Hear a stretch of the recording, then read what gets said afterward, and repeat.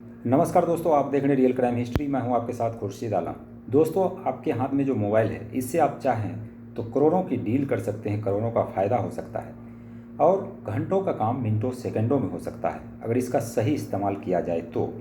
Mobile से लोग लाखों रुपए कमा भी रहे हैं, लेकिन वहीं कुछ ऐसे लोग हैं, कुछ ऐसे लड़के हैं, लड़कियां हैं जो मोबाइल के चक्कर में अपनी ज़िंदगी बर्बाद कर ले रहे हैं। और ज़िंदगी बर्बाद करने से मेरा मकसद ये है कि जब मोबाइल पर गंदी गंदी फिल्में देखते हैं तो फिर उसे गलत लत लगती है, और लत लगने का जो नतीजा होता है, जो अंजाम होता है, वो बड़ा ही भयानक और बड़ा ही भयावह होता है।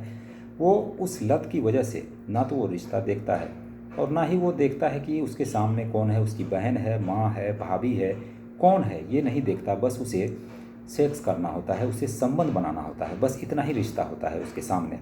और इसी चलते लड़के हो या फिर लड़कियां हो, वो गलत रास्ता अपना लेते हैं और रिश्ता नहीं देखते कि रिश्ता है क्या और उसके अंदर उसे ये चीज़ करनी चाहिए या नहीं करनी चाहिए।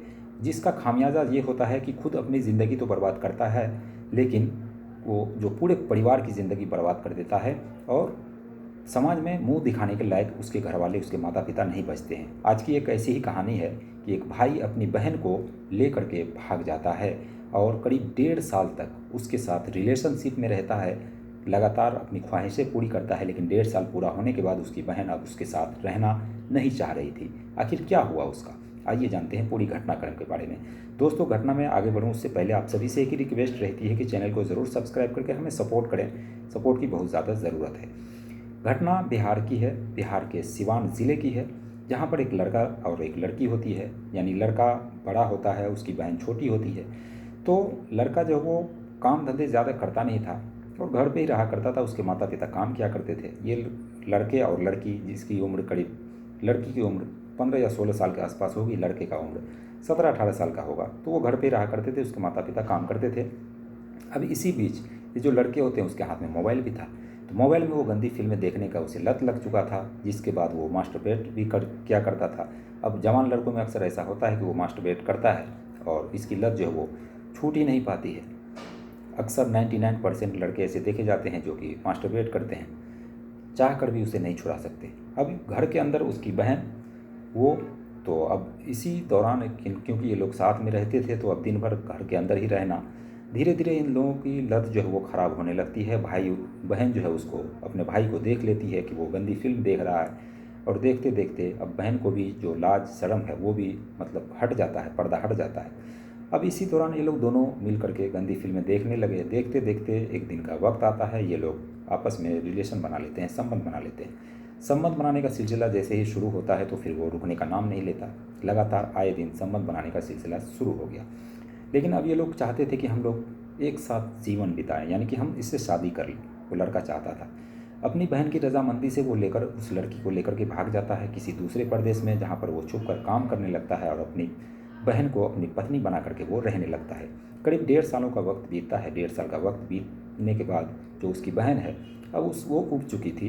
अब अपने भाई से वो मज़े ले चुकी थी, भाई भी उसके मज़े ले चुका था। अब ये लोग साथ में रहना नहीं चाह रहे थे, लेकिन आखिर करे तो क्या करे। गांव जाएंगे तो उसे गांव के लोग नहीं जीने देंगे, भगा देंगे मारपीट करके। उसके माता पिता का रहना भी जो वो दुश्वार हो गया। लड़के ने कुछ लोगों से सलाह ली और उसने कहा कि ऐसे ऐसे हमसे गलती हुई है। तो फिर लड़की से भी पूछा गया, लड़की ने भी कहा कि हाँ गलती हो गई है, लेकिन अब क्या किया जा सकता है, क्योंकि लड़की की अब कहीं शादी भी नहीं हो सकती। तो इसलिए लड़के ने बड़ी ही हिम्मत जुटा करके अपने माता पिता को फ़ोन किया और वहाँ से अपने पास बुला लिया। और अब जो है वो अपनी ही बहन को अपनी पत्नी बना करके उसी घर के अंदर रह रहा है। और जहाँ पे वो रहता था सीवान ज़िले में, वहाँ तो उसकी नाक कट गई। वहाँ से तमाम चीज़ें बेच बाच करके वो दूसरे प्रदेश में जा कर के वहाँ रहने लगा है। और भाई बहन जो है वो पति पत्नी की तरह रह रहे हैं। एक तरीके से यूँ कहे कि शादी करके वो लोग रह रहे हैं। तो ऐसा भी मामला सामने आता है जब नफ्स पर कंट्रोल नहीं रहता, गंदी फिल्म देखा जाता है, तो फिर वो चाहता है उसके सामने जो भूख होती है, सिर्फ भूख मिटनी चाहिए, चाहे वो सामने रिश्ता कोई भी हो, चाहे माँ का हो, बहन का हो, भाभी का हो, कुछ भी हो, चाची का हो। मतलब कोई भी ऐसी कहानी बची हुई नहीं है, छुपी हुई नहीं है जिसमें रिश्ता शर्मसार नहीं हुआ। कोई भी ऐसा रिश्ता नहीं बचा हुआ है जिसके अंदर क्राइम ना हुआ हो। और ये सब नतीजा है ये मोबाइल में गंदी फिल्म देखने का। और गंदी फिल्म जो भी देखते हैं वो उसके सामने बस वही ख्वाहिश होती है कि कैसे वो ख्वाहिश पूरी करे, और यही घटना को अंजाम भी देती है, पूरी ज़िंदगी जो वो ख़राब भी कर देती है। ये थी एक कहानी। इस कहानी को सुनाने का मकसद किसी की भावना को ठेस पहुंचाना बिल्कुल भी नहीं है, बल्कि आप सभी को सजग करना है, जागरूक करना है, और इन सब चीज़ों पर ध्यान रखने की ज़रूरत है। कम से कम रिश्ता की मर्यादा को कम से कम बचाया जा सके, और रिश्ते में कोई भी करवाहट ना आए।